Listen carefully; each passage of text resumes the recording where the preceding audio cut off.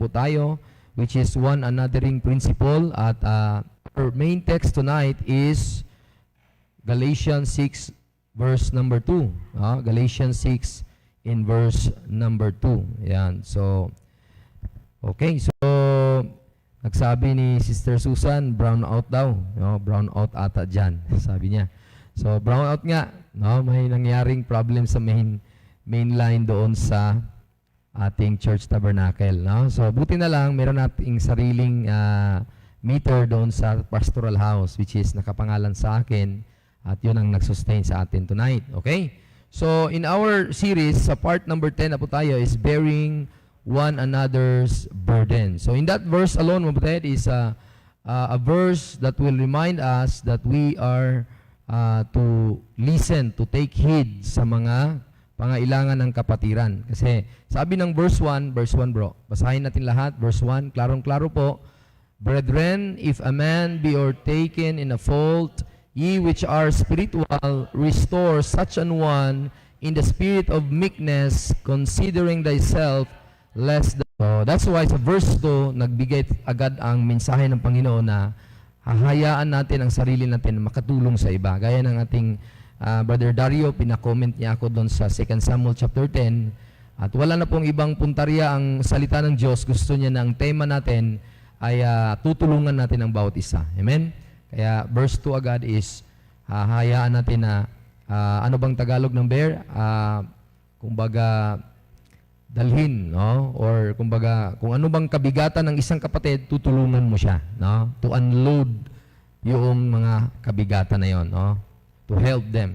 So in this matter, let's go to the mga principle. There are 3 principle na aking i-discuss tonight, no? There are 3 principle na i-discuss ko po tonight. At makita natin dito, first principle is ang burden ay totoo. Hindi siya biro-biro. Kumbaga, kasi gaya ng kanina, mga kapatid, if a man be overtaken in a fault. So, ang sabihin, totoo. No? Totoo ang kabigatan. Hindi po siya, kumbaga, haka-haka lamang. Totoo po, kapatid. Amen? Hindi siya haka-haka. When the Bible is talking about burden, totoo po siya. No? So, real po siya.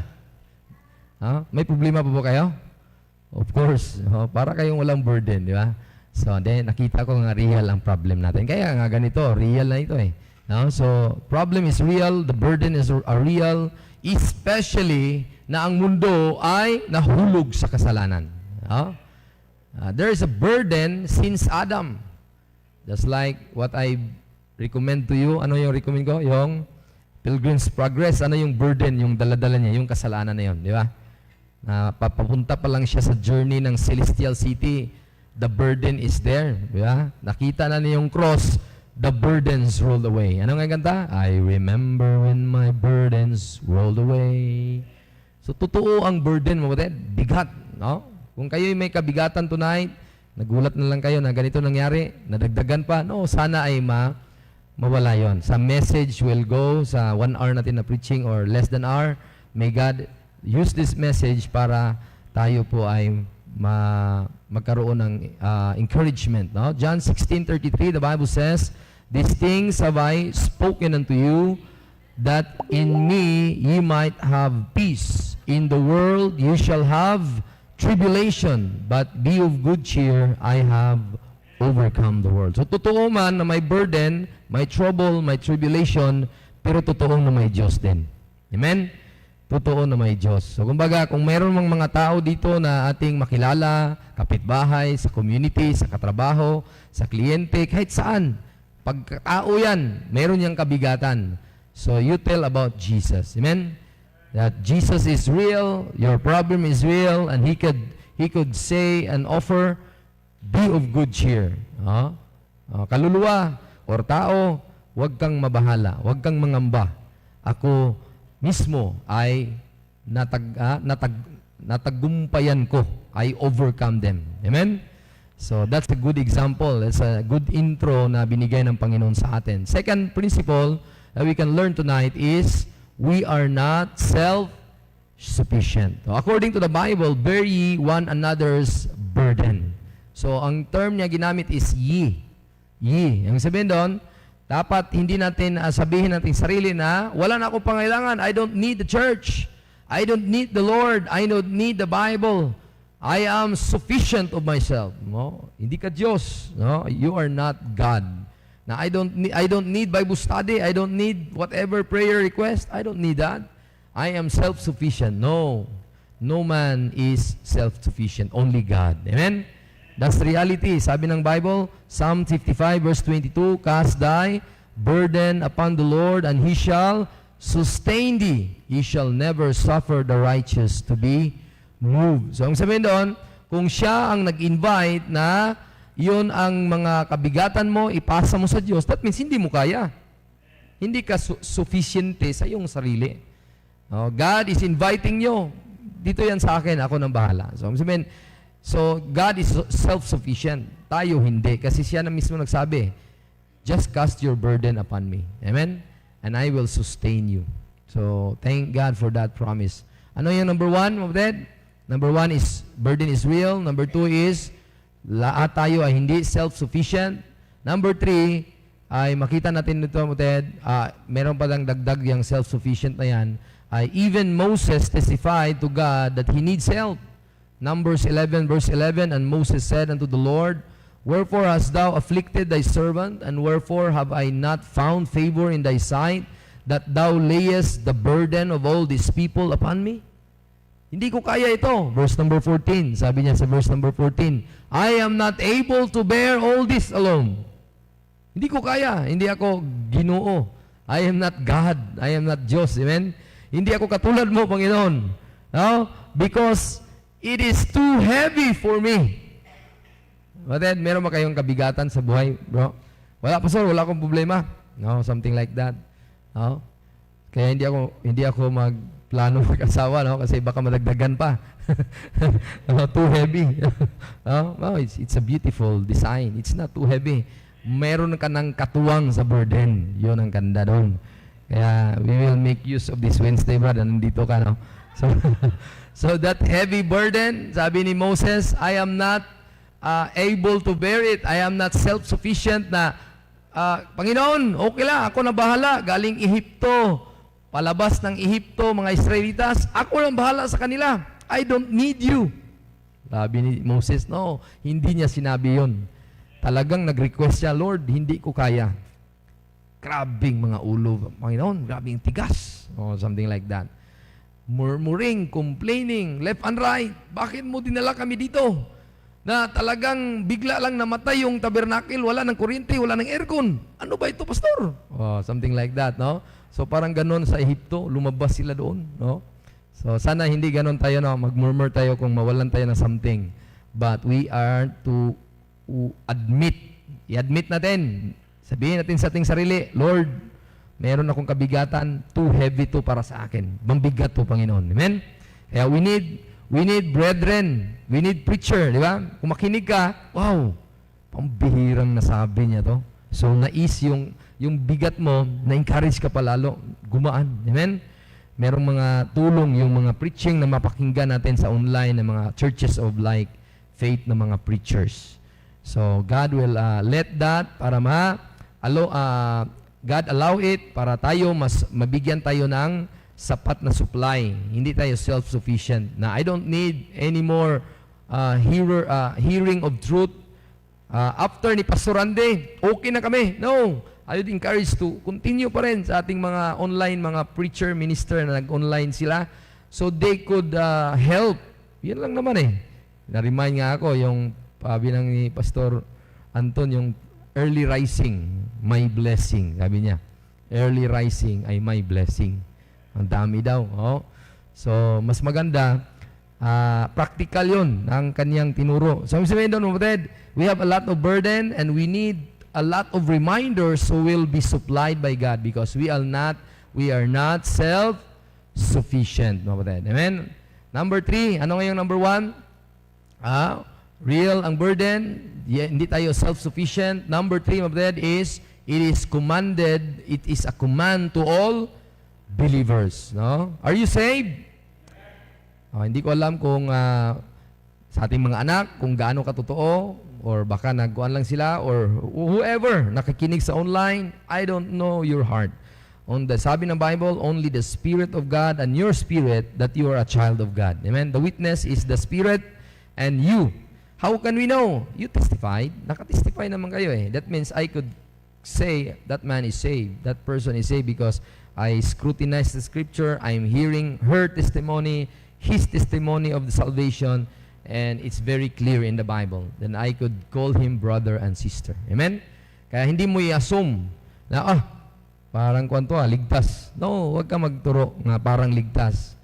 No? Until you know and hear the testimony of salvation, mga kapatid. Kaya one time sa inyong church history, when Pastor Efren is preaching, then Pastor Anton, you allow yourselves na mai-reiterate or mailagay sa papel yung testimony of salvation nyo, then para makita at mabasa. At even ako, gusto ko din, mga kapatid, no? Looking forward sa ating family recommitment day, no? Na before that, na magkaroon ng nangyari, ay meron akong copy of all those testimony. Written document. Kung meron kayong copy na binigay nyo, Pastor Anton, pwede nyo, ibigyan nyo ako. Kumbaga, wala namang kaibahan nun eh. Kung anong pinasa nyo sa kanya, pasa mo din sa akin para mabasa ko. Amen? So, because, mga kapatid, it is commanded to all believers. So, kung believers ka ni Kristo, ligtas ka, you say na you are saved because you believe the gospel that Christ died at the cross, and it is sufficient. His blood is the atonement for your soul para ma-redeem ang kaluluwa mo. He was buried, nalibing siya, at para ang kaluluwa din niya ay maging sacrifice para sa atin from hell, no? He substituted our place.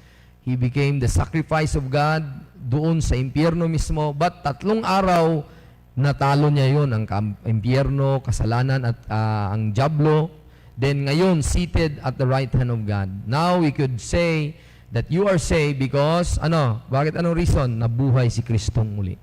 Power of resurrection, yun po ang kapangyarihan na bakit ka ligtas. So, are you a believer?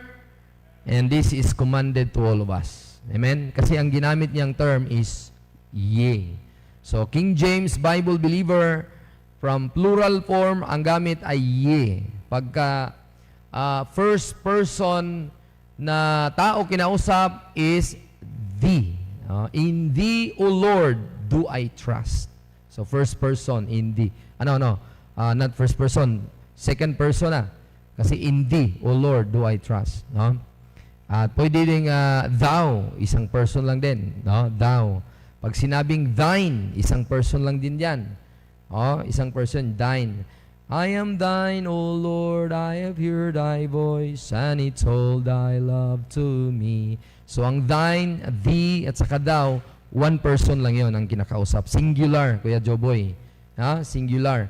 Pero, pagka ye, anong tawag doon? Singular, pag ye, opposite ng singular is plural. That's may S. So, marami. Yan may S, Yan, another's ye, tapos another's burden. So, ang sabihin mo, lahat ng believers ay para sa atin ito. So, totoo ang burden. Hindi dapat tayo magsabi na sapat na, wala na tayong kailangan dahil kaya natin ang mga burden na buhay natin. No, we cannot carry it all because it is too heavy. And the third is command ito sa lahat ng mga ligtas. Amen? Number 4, kung meron ba, wala. Okay? So, ano ngayong command? Dapat i-bear ang burden. Okay? So, ano ang magiging effect nun or manifestation? Ang manifestation, pag i-bear mo ang burden ng iyong kapatid, ang manifestation is you fulfill the law of Christ. Simple instruction. We cannot follow. Yan lang, no? Yan ang point ng Panginoon na dalhin mo, kung may mga kabigatan ng kapatid mo dahil too heavy para sa kanila, tulungan mo sila. Bakit? I-fulfill mo ang law ni Kristo. May law pa ba ni si Kristo? Akala ko ba hindi na tayo under the law, Pastor? There is the law of the Spirit of life. Amen? It doesn't mean na under grace ang isang tao ay licentious to sin na talagang lahat pinirmit na. Pastor Ande, ang bait niyan. Something like that. No, it's not that. ito gracious act ito, mga kapatid. Ang grace, hindi yan license to you for to sin. Okay lang ni Pastor Randy na malate na ako. No, hindi yan okay. Bakit, kapatid? Reminder ng Panginoon na ang grace, dapat sober ka, dapat righteous ka, dapat godly ka. Sabi nga ng Bible, the goodness of the Lord leadeth you to repentance. Dapat magbago ka dahil dun sa kabaitan ng Diyos or dun sa pinapamalas na kabaitan ng iyong kapatid. Amen? So, yun po mga that's the goal of God. Ang goal ng Panginoon, ang layunin ng Panginoon na ma-fulfill nawa ang pamamaraan ni Kristo. Ano bang pamamaraan ni Kristo? Let's talk about two things. No? Kung hindi man to, more than that, then so be it. First is, basahin natin, Christ lighten our burden. So yun ang pamaraan ni Kristo. Ayaw niya na mabigatan ka. Di ba? Di ba? Ayaw niyang mabigatan ka. Gusto bang mabigatan ka na all the way? Walang gustong ganon, di ba? Ikaw, kahit na tayo sa pamamahay, no? Gusto natin na anything na ginagawa natin, yung movement sa bahay, ayaw natin ng stress. Kuya Joboy, ayaw nating makalat, di ba? Ayaw nating magulo, ayaw nating, di ba? Gusto natin everything will be, hindi siya stressful. Amen? So, how much more sa Diyos? Ayaw din niya na ikaw ay ma-stress. Amen? Ayaw din niya ikaw ay mabigatan. Because the Bible says, come unto me, all ye that labor and are heavy laden. Maraming mga tao ngayon na sobrang bigat ng problema. Bigat ng problema sa kanilang pinansyal, sa kanilang emotion, sa kanilang isip, sa kanilang negosyo. Hindi natin alam kung anong mga ginagawa nila.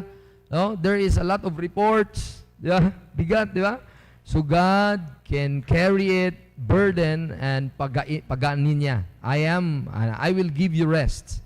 Take my yoke upon you and learn of me, for I am meek and lowly in heart, and you shall find rest unto your souls. For my yoke is easy and my burden is light. So siya po ang example natin, ang ating Panginoong Jesucristo. Siya yung pong nagpapagaan ng ating mga kabigatan. He is offering us an hand. Diba? May litrato dyan, no? Is a picture na si Kristo. Ano ba? Kung yan ay mabigat, kung hindi mo abutin yung kamay ko, lalo kang bibigat. Kaya mga tao ngayon, kung nabigat na nga, hindi pa lumapit kay Kristo. Amen? Kaya kanina, ano nga yung kanta sa mga ladies kanina? Tell it to Jesus, because Jesus said, come unto me. Kung ano mang kabigatan, I will lighten it. No? So what a blessing. Number 2, what is the law of Christ? First, Christ lighten our burden. Second, Christ bear our burden. Hindi lang niya pinapagaan, dinala pa niya. Saan? Sabi ng Bible, Hebrews 9:28, basahin natin. So Christ was once offered to bear the sins of many, and unto them that look for Him shall He appear the second time without sin unto salvation. No? So kung hindi pa ikaw ligtas, hindi mo alam kung pagkamatay mo ay langit ka, impyerno, kung hindi mo alam, ito ang sabihin ko, dinala ng Panginoon ang kasalanan mo. Binitbit niya doon at nilagay niya doon sa cross, pinako niya, kasama ng kanyang katawan at nabayubay siya doon, naging substitute, kapalit mo para ikaw na ginawa na ikaw dapat ang maparusahan, pero siya na ang naparusahan para sa iyo. Siya na ang napako sa krus para sa iyo. Siya na ang napunta ng impyerno para sa iyo. At para ikaw mabigyan ng kasiguraduhan na mapuntahan mo ang langit na bayan, siya na ang nagbitbit doon sa kasalanan na yun at napahiya doon at sumigaw pa nga siya, Ama ko, bakit mo ako pinabayaan? Napabayaan siya dahil kung hindi siya mapabayaan, mapatid, ay tayo ang mapabayaan. No? I-open ko lang to para ang hangin ay makalusot. Ayan, di ma-open. No? Nakalak. So, ganon mga kapatid, tayo ka mahal ng Diyos. Ang si Kristo mismo, pagmamahal niya sa atin yan. No? At there will be a time na darating uli ang Panginoon, He will come again. He will appear again the second time. Para sa kasalanan? No. Para kukunin niya tayo. Amen? Hindi na siya ginawa or maging kasalanan. Sabi ng 2 Corinthians 5:21, ang Diyos anak ginawang kasalanan ng kanyang anak ama. God made him to be sin for us who knew no sin, that we might be made the righteousness of God in him. And second time, he will come again to get us. Marakunin niya tayo na nabigatan sa mundo habang nasa lupa. Kasi ang unang kabigatan, mga kapatid, yung penalty ng kasalanan. What is the first burden? The penalty of sin. Para hindi ka na maimpyerno, siya na nagbayad. Pangalawang kabigatan, the power of sin. Kaya every day we need preaching Word of God kasi the sin is powerful. And pangatlong kabigatan, ang presensya ng kasalanan. Kaya dadalhin niya sa langit the second time around. Di ba? Sabi niya, He will appear the second time.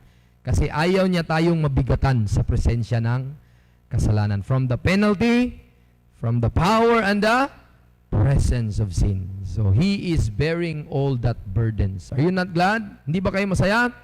We are glad. Amen? Whatever scenario, ganito man ang sitwasyon natin, nagugulat na lang tayo, but still, kung ma-remind tayo, Lord, thank you pa rin. Amen? Not only Christ lighten our burden, Christ bear our burden. Salamat, bro. Yan. Napagaan yung medyo mainit na ako, so, praise the Lord for that. No? Number 3, mabutid, is, number 3, pindot na nga, bro. Number 3, the law of Christ is Christ lighten our burden. Christ bear our burden. Brother Jans. Yan. Christ abolished. Talagang sinira niya that burden away. Sabi ng Bible, 2 Timothy 1:10, but is now made manifest by the appearing of our Savior Jesus Christ, who hath abolished death. Yan. So yung hindi lang niya pinagaan, hindi niya dinala. Talagang tinapon pa niya sa impyerno. I-abolish death. Amen? Alam mo yung may something kang dinala na hindi naman kailangan mo, ay may basura, ang dami, halimbawa. Tulungan mo siya. Mga 4 ka sakong basura, dinitbit niya. So papagaanin, kunin yung isa. Pag act of help, lighten. So pinagaan. Tapos, binitbit at tinapon. He abolished and He cast it away. Amen? So what a blessing over there. That's the slow motion of that help of God. No? Slow motion ng tulong ng Panginoon. Anong slow motion niya? Nangyari? Una, pinagaan, binitbit niya, then He abolished. Kaya nga, in what way? And hath brought life and immortality to light. Anong in what way? Through the death, burial, and the resurrection. Kasi the gospel of Christ is the death, the burial, and the resurrection. So without the work of Christ, kung wala yan, yung kamatayan ni Kristo, pagkalibing at pagkabuhay namang muli, hindi mo matanggap yung blessing na yan, the law of Christ. No? So let's go and differentiate yung mga klase-klase ng mga kabigatan. No? There are kinds of burdens in our life. No? Maraming klase-klaseng kabigatan ng buhay natin. No? First, anong first natin malaman? There are burdens to be shared. Kasi diyan sa verse na yan, tingnan mo, Galatians 6:2. Tingnan niyo po. Sa inyong Bible. Ikaw nga bro, i-share nga. Tapos Galatians 6:4. Yan, i-compare niyo po ang dalawa na yan. Para siyang conflict. Parang nag-conflict siya. Una, hayaan ang bawat isa na mag-share ng burden sa isa't isa. Ito naman, dapat, verse number 6. Verse number 6, bro. Not 4. Tingnan mo, ikaw mismo, number 6. 5 pala, 5. Yung 5. Ikaw mismo ang dadala sa iyong sariling kabigatan. Okay niya po? Una, yung verse 2, yung mabigat mo, dapat tayo magtinatulungan. Pero ito, ikaw lang dapat. Kaya, i-differentiate natin anong kaibahan nila. Let's go, bro. Balik tayo doon. First is, burden, kabigatan na pwedeng bahagi sa iba't ibang kapatiran. Una, makita natin dito. First is, burdens of ignorance. Kung ignorance na yan, yung walang, kumbaga, hindi mo bagay, kumbaga, wala kang idea nito kasi that's the goal of the devil. He will blind you all the way. Ayaw niya na maging alam ka. Amen? Ayaw niya na may alam ka. Kaya may mga religion ngayon, ang pastor lang ang may dalang Bible, ang membro wala. Or not allowed to open the Bible. Bakit? Gusto nga, remain to be ignorant lang. Yeah? Pero here in the Berean, ano nga sabi ng Berean na karakter? Search the scripture whether these things were so. At nilagay pa daily. I-check nga natin kung totoo ba yung sinabi ni pastor. Baka na-scam tayo. No. Check your Bible kung totoo. Sabi ng Bible that there is an ignorant people, and sabi ng Hosea 4 verse 6, my people are destroyed for lack of knowledge. So kaya kailangan tayong magkaroon ng Team October is steward of the mystery of the truth. Yun ang ating gawan. Now, I would like to have a study, personal study, i-share ko sa inyo. I know many preacher already, missionary, evangelist, nalatag nila, but every man gift, kung bawat pastor ay may sariling way kung saan siya dadaan, at kung yan ay effective para sa isang kaluluwa, then so be it. To God be the glory. Amen? So, i-remind ko kayo as a pastor of this church, gusto ko i-remind na meron tayong pinagkatiwalaan tayo ng Diyos ng katotohanan. Na how could we could say na hindi ka na ignorante kung talagang wala ka pang alam. Amen? So, we need to be remind ourselves kasi ating utak na minsan na natutuyuan ng something like sa kuan pa kailangan i-change oil bro ba? Di ba? So ang oil is a picture of the Holy Spirit, and the Holy Spirit will use the Word of God. So we need to be reminded of the Word of God. Kaya ang mga tao na hindi niya hinayaan na ang knowledge ay mag-flow sa buhay niya, mag-stuck lang yung okay na ako pastor, wala akong problema, hindi na ako makikinig sa iyo kahit online pa. Ayan, that you are susceptible of destruction. And we are here to share that burden to you. Amen? Ano ang shareable burden? Those ignorant na burden sa mga brethren na hindi pa nila alam. That's why you and I is very needful for someone. Amen? We will preach the Word of God many times in the book of Apostle Paul, epistle, personal letter niya, that the believers should not be ignorant. Believers should not be ignorant. Kulang aking English dyan. No? Ignorant sa grammar minsan. See 1 Timothy 1:13 bro. Kasi siya mismo, personal testimony niya, dati hindi niya alam si Kristo. Ang alam lang niya, may parating pa na Misaya, at noong si Kristo ay pinangaral, ay hindi siya naniwala, kaya pumapatay siya ng tao. Kung taga-Kandaba pa si Apostle Paul, patay na tayo dito. At sabi niya, sino yung taga-mangga na yan na nag-gather dyan malapit sa may luwasan? Kristo daw ang pinapangaral nila. I don't like that. Hindi ko gusto yan. Patayan. Kulong yan. Ganun siya. Mas worse pa siya sa ISIS, si Apostle Paul. Sabi niya sa kanyang testimony, I was before a blasphemer. I was before a persecutor. I was before a injurious. Alam mo yung injurious? Anong salitang ugat ng injurious? Injured. Talagang saktan ka niya. Saktan ka talaga. May injury talaga mangyayari sa'yo. Either mabalian ka ba? Hindi mo alam kung judo karate yung ginamit ni Paul. No? Basta babalian ka niya, papatayin ka niya. Pero naawa ang Diyos sa kanya. Amen? Kasi na-burden ng Panginoon eh. Kaya nagpakita siya doon sa road ng Damascus. So sabi niya, Paul, Saul, talagang sabi niya, it's hard for thee to kick against the prick. Amen? And God showed mercy to Saul of Tarsus because I did it ignorantly in unbelief. You know? So that burden was rolled away, and God shared that salvation sa kanya. No? God shared that salvation sa kanya. Then next verse bro. Next verse about ignorant. Ayaw ng Panginoon na mag-remain tayo ignorant. 1 Thessalonians 4 verse 13. 1 Thessalonians 4 verse 13. 1 Thessalonians 4 verse 13. So, ignorance is not good sa atin, mga lalo na kung Word of God, we need to know. Sabi ng Bible, I would not have you to be ignorant. So, Bible na nagsabi, ayaw ko na ikaw ay wala kang alam. No? Bakit? Sabi ng Bible, concerning them which are asleep, that you sorrow not, even as others which have no hope. So the answer, the antidote ng problem or burden ng ignorance is knowledge. So what is the burden that is shareable to others, the ignorance mo din. At if you yourself, kung meron kang mga question, sino sa inyo may question na doctrine, hindi ko alam yan, pastor, share it to us because that's a burden that is shareable. Kaya may tinatawag na, sino sa inyo ang may tanong? Or para pag may unspoken prayer request, that's a burden na hindi mo ma-reveal. Then, we respect that. Kasi hindi man pwedeng discover not a secret of one another. Kaya ito may mga bagay na hindi ka alam, share it to us. Kaya that is a shareable burden na kaya nating, kung masagot man ng as a, lalo na doctrine, di ba? Diba, bro? So that's a shareable burden. Makita natin doon. Next bro, last verse.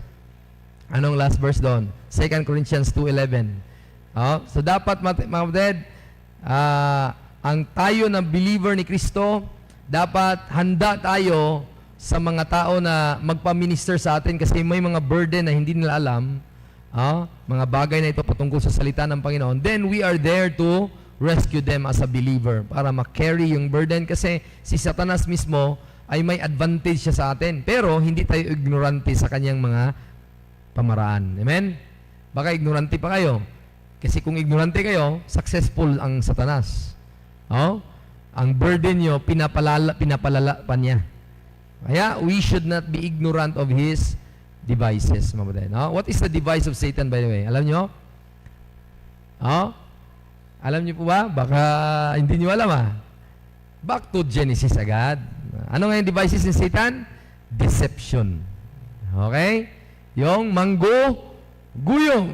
Sabi niya kay Eva, sinabi ba ng Diyos? Kaya niyo po? I-question niya agad ang salita ng Diyos.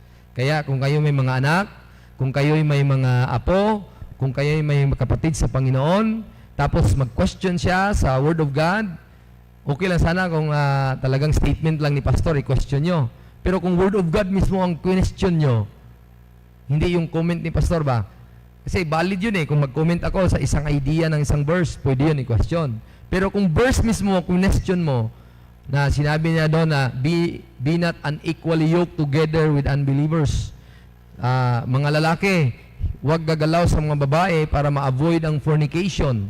Mga asawang lalaki, huwag kayong mga lunya. Amen? Don't love another one, but love one another. Amen? Huwag mong baliktarin yung words, Brad. Delikado yun. Amen? Si maraming pastor, love another one. Instead, love one another.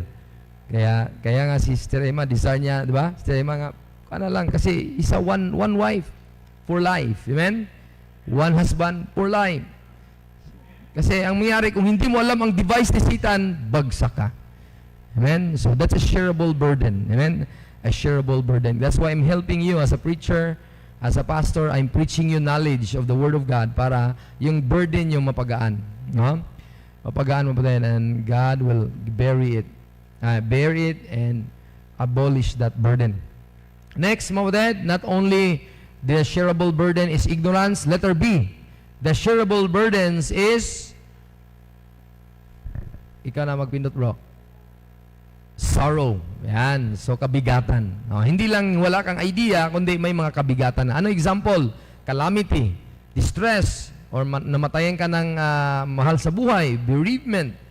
Mga kapatid, sabi ng 1 Corinthians 12:26, whether one member suffer, ano ang antidote ng shareable burden na ito? All the members of the body suffer with it. So, hindi pwede na hindi ka mag-share sa panahon na ikaw ay nakapag-benepisyo. Pero sa panahon ngayon, nangangailangan na yung kapatid, huwag mong tawanan. Huwag mong i-backbite. Huwag mong ilibak. Bagkos i-pray natin sa Panginoon. Amen? Huwag mo tingnan mo. Ganon kasi. Huwag ganon. Amen? Tell it to God, Lord, I know. In the life of a person, Panginoon, even ako, sabihin mo sa Panginoon, na kung ako sa sapatos niya, mahirap din. Ganon? Makipag-usap ka sa Panginoon para sa kapatid mo. Amen? Bakit? Kung ikaw nasa kalamidad, mag-smile ka ba? At sabi, Lord, thank you sa kalamidad. Di ba? Mapapalungkot ka rin minsan. Sabi ko, pambihira, Lord. Bakit ako pa? Or something like that, di ba? Like Job, no? Si Job, bakit ako pa, Lord? No?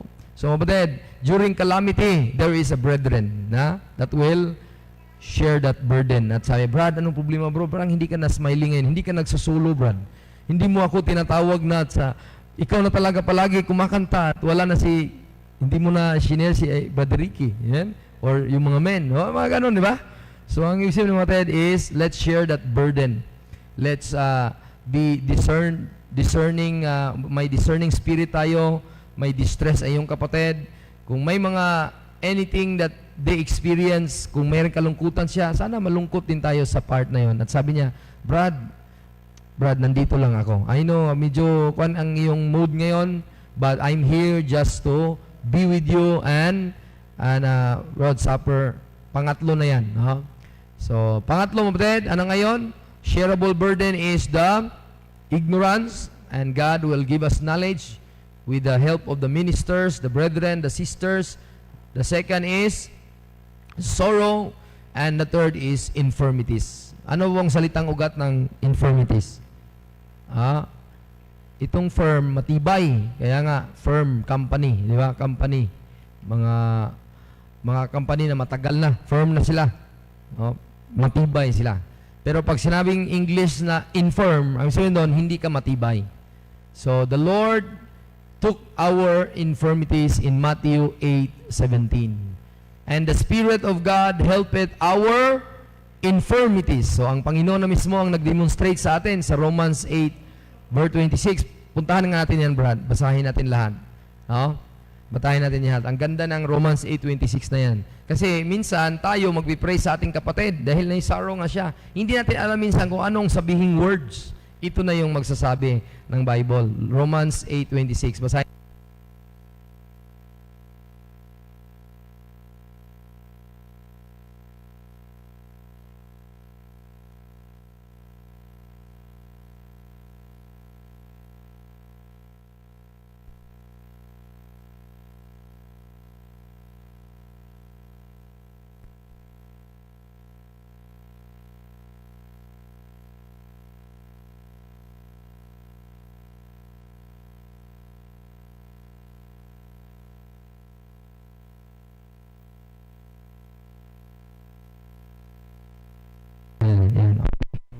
Sige, tuloy natin. Ayan.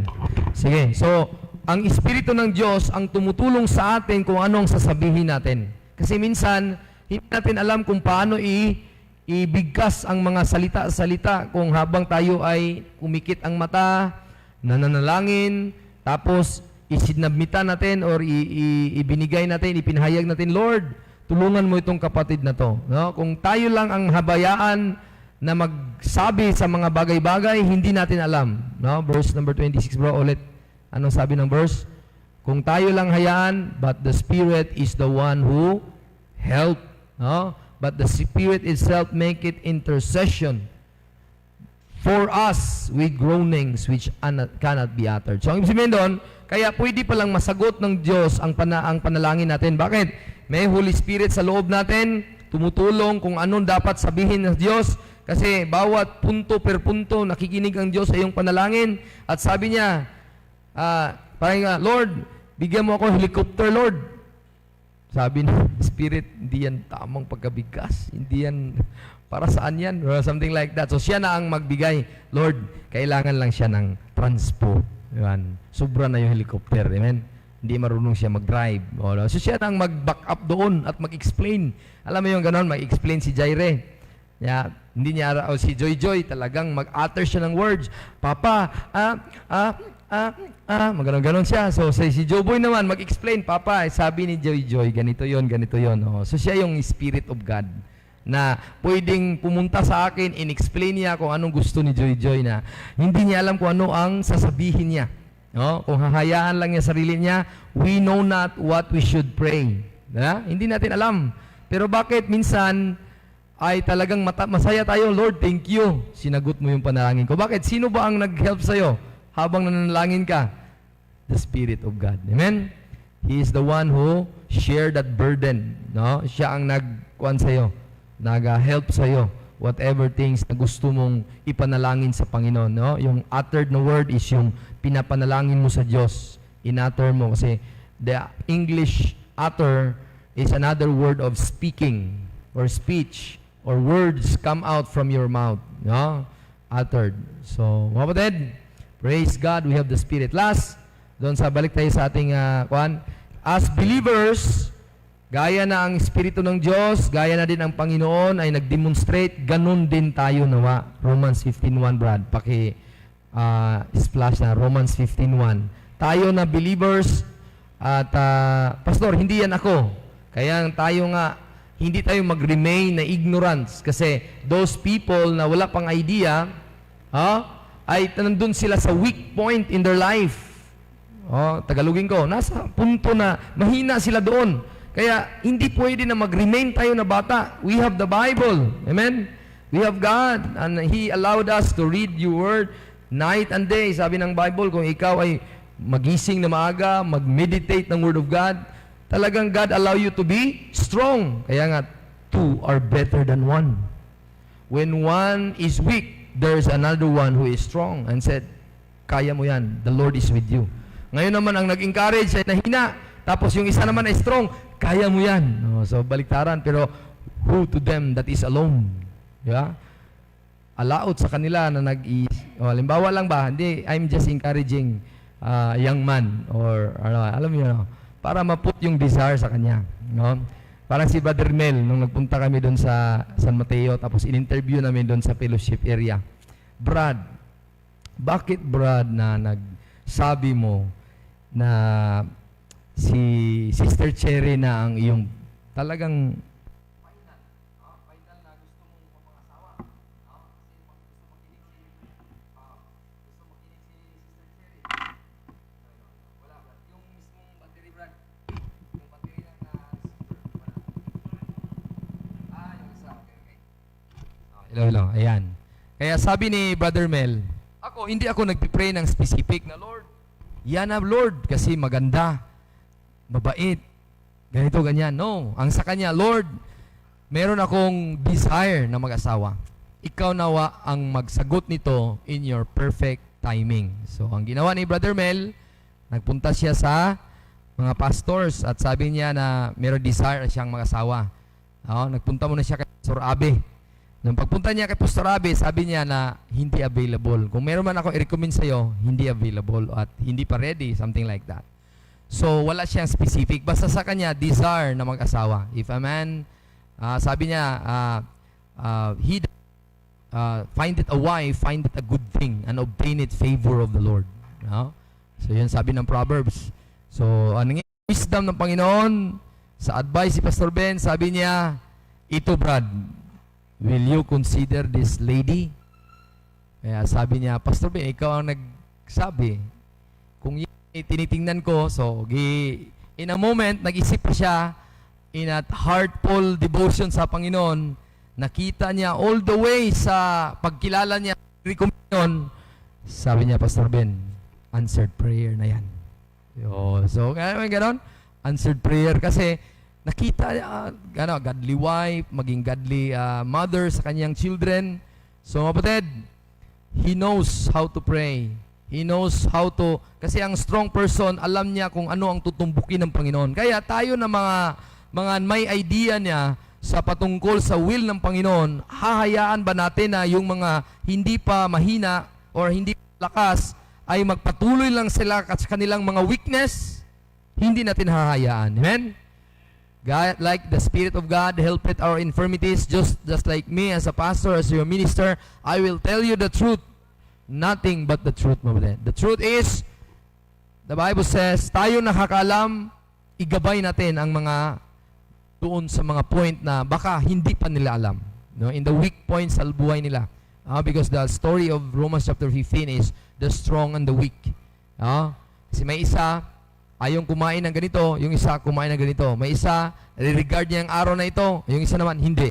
So, sabi naman ng strong, wala akong problema kahit anong kakainin. Wala akong problema kahit anong araw. Basta sa akin, I am accountable to God. Yan ang sabi ng strong. Ganon din ang tayo, i-remind natin. There's a shareable burden, the people are infirm, And we are here to help those infirm, kapatid.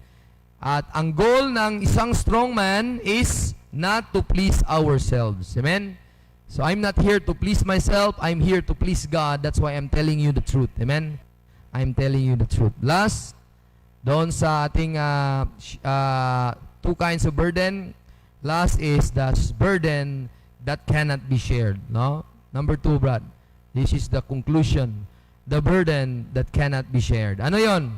The burden of personal duty. Hindi mo i-share sa iba. Ang pagiging mother ay mother talaga yon. Ang pagiging husband, husband yon. Hindi mo pwede ibigay sa iba. No? Hindi pwede ako maging husband ng iyong wife. Hindi pwede ako maging father sa iyong anak. No? That's your personal duty. No?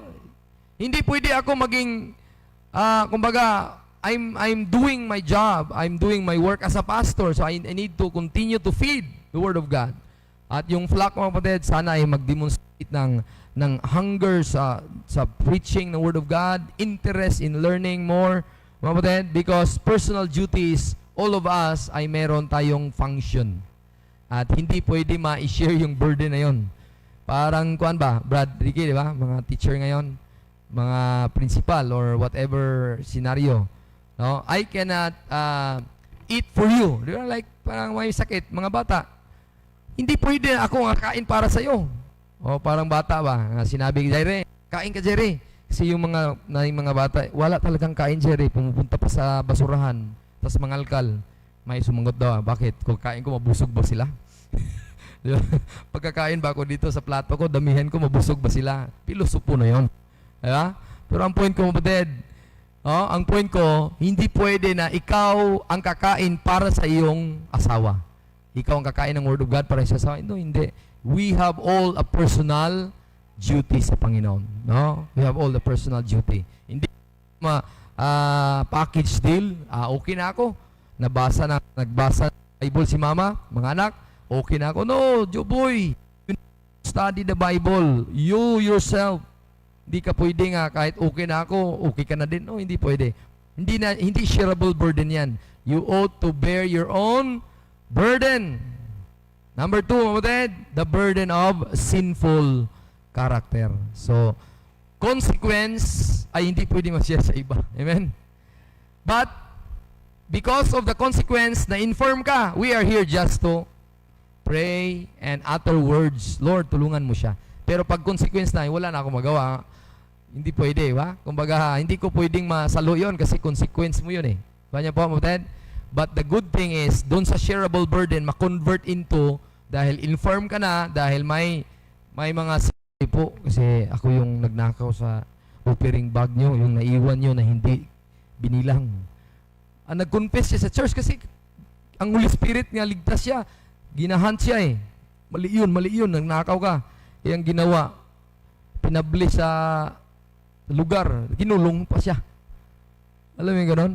Dahil magnanakaw na siya. So, hindi na tamang pagka-deal doon sa sinful character. So, kapatid, alam natin, kung meron kang mali na ginawa, meron kang dapat na dadalhin ikaw. Hindi mo ma-share sa iba. Pero, hindi mo hahayaan din, on the other hand, yung shareable burden, nahahayaan mo lang siya all the way na masira. Kundi, lalo pa siyang tulungan dahil may bagay na kaya siya na dapat ang haharap nun, hindi tayo pwedeng harap para sa kanya, pero on the other hand, kapatid mo siya. Amen? Kapatid mo siya. Amen? Kapatid ba tayo sa Panginoon?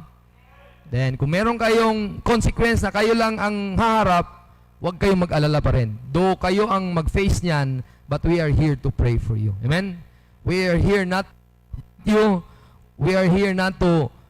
give you, ayun, parang, sige, kasi ginawa mo yan, no. We are here, no. Ang atin is, mag-pray tayo. Sana, mapili niya ang good decision. Godly and good decision.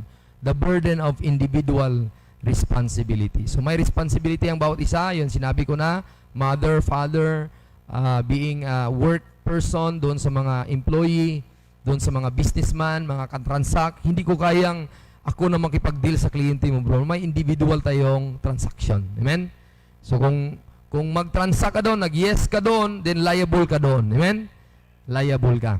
So burden mo yon, you could carry your own burden, mga kapatid, no? So last but not the least, the burden of death. Oh, I cannot die for you. Amen. If God is the one who owns our life and the time of death is tomorrow, then the clock is clicking at sabi niya, hindi pwedeng mamatay ako para sa iyo. Amen. Kuha niyo po, then na parang sabi niya, bakit ikaw pa? Bakit ngayon? Bakit? Bakit? Marami kang bakit. Kasi may bawat isa may kasalanan at the wages of sin is death. Hindi pwede ma-share yan. Amen? Hindi pwede ma-share yan, mabatid. Amen? Kaya mga anak, Juboy, ang impyerno ay haharap ka talaga. Hindi pwede ako haharap. Lord, anak ko siya, mabait. Sunurin. Lord, sana hindi siya ma-impyerno. No. Death is prepared. Hell is prepared for those unbelievers. Kaya ba, Jidaida, nag-asa ko sa kanya, heaven ka ba papunta, Jidaida? Yan, nag-asa ko. So, I need to check from time to time my children. Bakit? Personal po yan. Desisyon ng kaligtasan. Amen? Burden po yan na individual. Mga anak, kinig po ba kayo, mga anak? Hindi ibig sabihin na si Papa ay dinala niya kayo sa church, automatic, heaven na kayo. Hindi yun. I-check nyo, kailan ba ako na-save? Kailan ko ba naintindihan yung gospel? Kasi ang kamatayan ay haharapin ko, ako lang pala. Hindi ko, Papa, pwede mo ako samahan? Bakit? Saan ka? Mamatay ako. Punta ako, pero no, hindi pwede, mga anak. Amen? Your parents cannot go with you into that death of hell. Decide now. Believe the gospel. Amen? Believe that Christ died for your sins. Buried and rose again, and that's enough. It is enough. Amen? It is enough. That's why, mapatid, there's a burden that there is people that can help. Ano yan? Sorrows, infirmities, ignorance. There is a burden na ikaw dapat ang harap. Amen? So do you have a burden in your life today? Let's talk to the Lord now and let's ask Brother Joss as we pray. Personal prayer and confess to God whatever burdens you have.